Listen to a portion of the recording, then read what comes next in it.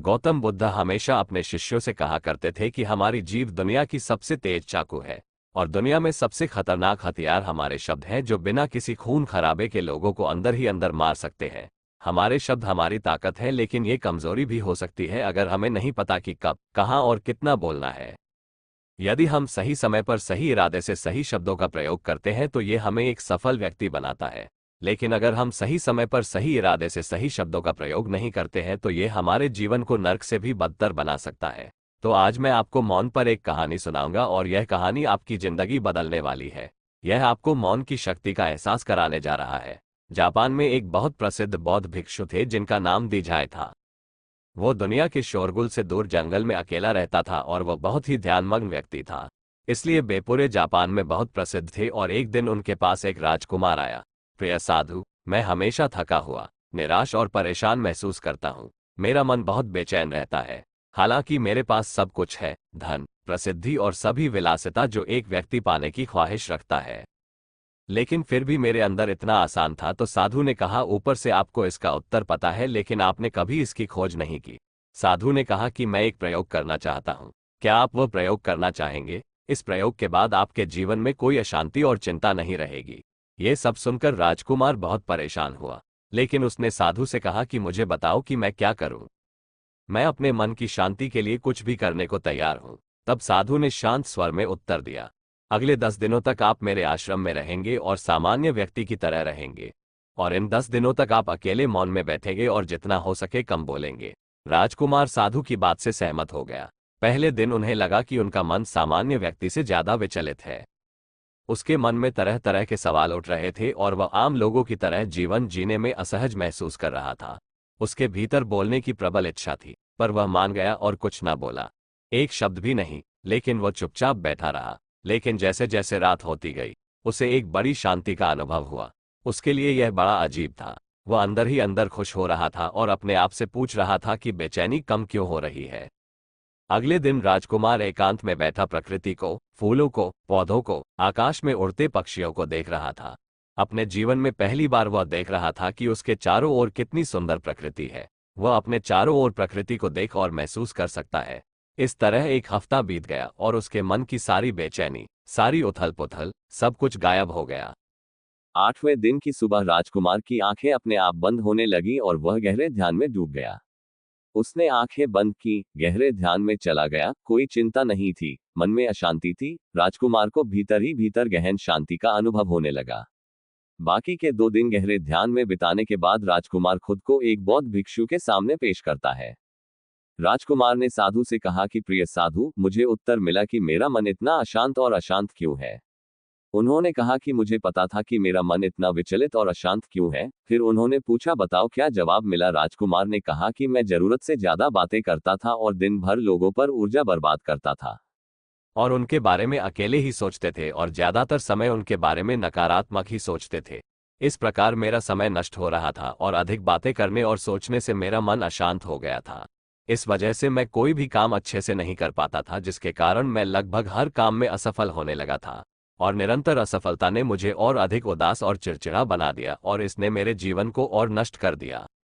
लेकिन ये 10 दिन बिल्कुल अलग थे। अब ऐसा लग रहा है कि अपनी जिंदगी को पूरी तरह से जी रहा हूँ, और इससे पहले मैं अपनी जिंदगी गलत तरीके से जी रहा था। मैंने ये भी सीखा कि हमें ध्यान करने की आवश्यकता नहीं है, ध्यान अपने आप हो जाता है जब हम अभी भी और चुप हैं। ध्यान में मैंने पहली बात यह सीखी कि किसी के जीवन में सबसे महत्वपूर्ण घटना स्वयं को जानना है। बौद्ध भिक्षु ने कहा कि आप ही नहीं, दुनिया में ज्यादातर लोग जरूरत से ज्यादा बोलते हैं। आज भी ज्यादातर लोग एक दूसरे को नीचा दिखाने के लिए ही बोलते हैं और आज भी लोग ज्यादा बातें करते हैं और अपना जीवन बर्बाद करें। साधु ने राजकुमार को मौन रहने का महत्व समझाया और कहा कि एक बार शिष्य गौतम बुद्ध से पूछते हैं कि प्रिय बुद्ध, आप अधिकांश समय मौन क्यों रहते हैं? बुद्ध ने मौन रहकर कहा, मैं गहराई में मौन रहता हूँ। मौन स्वयं को जानने की पहली सीढ़ी है। यदि आप ऊबे नहीं हैं तो स्वयं को जानना असंभव है। स्वयं को जानने की पहली सीढ़ी मौन है। जितना जरूरी हो उतना ही बोले और बिना बोले ही उनका काम ना बोले और बोलना बंद कर दे, और आप यहाँ पाएंगे कि 90% बोलना हानिकारक होता है। नहीं बोलते तो अच्छा था। 90% मुश्किलें कम हो जाएंगी अगर लोग थोड़ा सा चुप हो जाएं, झगड़े कम हो जाएं, अशांति कम हो जाए, फेंकना कम हो जाए। अगर तुम दोनों चुप रहना सीख जाओ तो दुनिया में बहुत सारी मुसीबतें सिर्फ बोलने से पैदा हो जाती हैं। सब कुछ चुप रहना है। जब तुम ही बोलते हो तब तुम एकांत में अकेले हो, भीड़ भरे बाजार में भीड़ में खड़े हो, बोलते नहीं हो, तुम हिमालय के शिखर पर पहुंच गए हो। जिसके पास मोंटी ब्लैक और सिल्वर है वो भीड़ में भी अकेले रहने का हुनर जानता है, वो अपने पापा के लिए गोता लगाने लगता है। एकांत में मनुष्य स्वर्ग भी है। दूसरों की उपस्थिति बेचैनी पैदा करती है। पहले अपने साथ मौन धारण करो, फिर अपनी ऊर्जा को मोड में आने दो, मन को घर आने दो। जब आप दूसरों की उपस्थिति से उठते हैं और परेशान हो जाते हैं तो उचित है कि आप अपनी आंखें बंद कर लें और अपने आप में खो जाएं। तुम वहां से भी ताजगी पाओगे क्योंकि तुम्हारे जीवन का स्रोत वहीं छिपा है। वह किसी और में नहीं है, लेकिन तुम्हारी जड़ें तुम्हारी जैसी हैं। आखिर कौन तुम्हें अपने भीतर ले जाएगा? यदि कोई न हो तो मुझे स्वयं ही भीतर जाना होगा, इसलिए अपने भीतर जाओ। वही परम राजा है, वही जीवन का स्रोत है, वहीं से आनंद का जन्म होता है, वहीं से तुम मृत्यु में डूबोगे।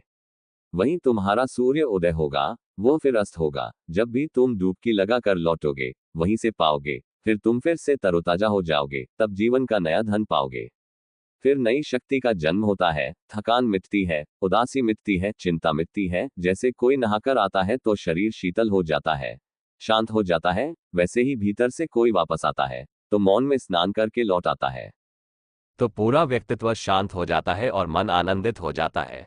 जब आप आंतरिक मोह की उस ऊंचाई पर पहुंच जाएंगे तो आप पाएंगे कि आपका मन बोलने से भी नहीं बढ़ता। वह निरंतर तुम्हारे भीतर बैठी उसकी एक अंतर्धारा बनी रहती है। तुम बोलो लेकिन अपने को मत छोड़ो। आप शब्दों का प्रयोग भी करते हैं लेकिन अपनी चुप्पी नहीं तोड़ सकते। एक बार गहरे सन्नाटे में, तब तुम्हारी वाणी में सुगंध होगी, फिर तुम्हारी वाणी में विशालता होगी जो तुम्हारे बोलने का संगीत होगा। सब ठीक हो जाएगा। आप बोलेंगे तो दूसरे ठंडे पड़ जाएंगे।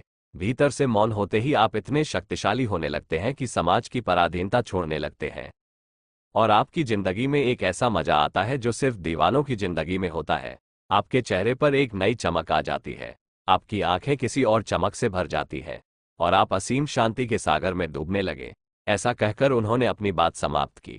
और धन्यवाद साधु राजकुमार। वापस अपने महल में। दोस्तों, आपने भी अनुभव किया होगा कि ज्यादा बातें करने से मन शांत हो जाता है। हम अपने मन के साथ साथ अपने ध्यान पर भी नियंत्रण खो देते हैं। जो लोग बहुत अधिक बातें करते हैं उनमें किसी एक कार्य पर ध्यान केंद्रित करने की क्षमता नहीं होती है, इसलिए वे अपने किसी भी लक्ष्य पर पूरी तरह से केंद्रित होते हैं। यदि हम जीवन की सच्चाई को नहीं समझ पाते हैं और नहीं कभी मनचाही सफलता प्राप्त कर पाते हैं। इसके अलावा आपने देखा होगा जो लोग अक्सर लोगों के बीच हंसी का पात्र बन जाते हैं और जो कम होते हैं और अपनी बात पर टिके रहते हैं उन्हें सम्मान मिलता है। लोग जो कहते हैं उसे सुनते हैं और विश्वास करते हैं और उनके विचारों के बारे में उनका मन बेचैन रहता है। शोर से भरा हुआ अशांत मन वाला व्यक्ति जीवन में किसी भी कार्य में सफल नहीं हो पाता क्योंकि उसका किसी भी कार्य में मन नहीं लगता। अगर कोई व्यक्ति जानता है कि उसे कब, कहां और क्या कहना है तो वह वास्तव में बहुत बुद्धिमान है।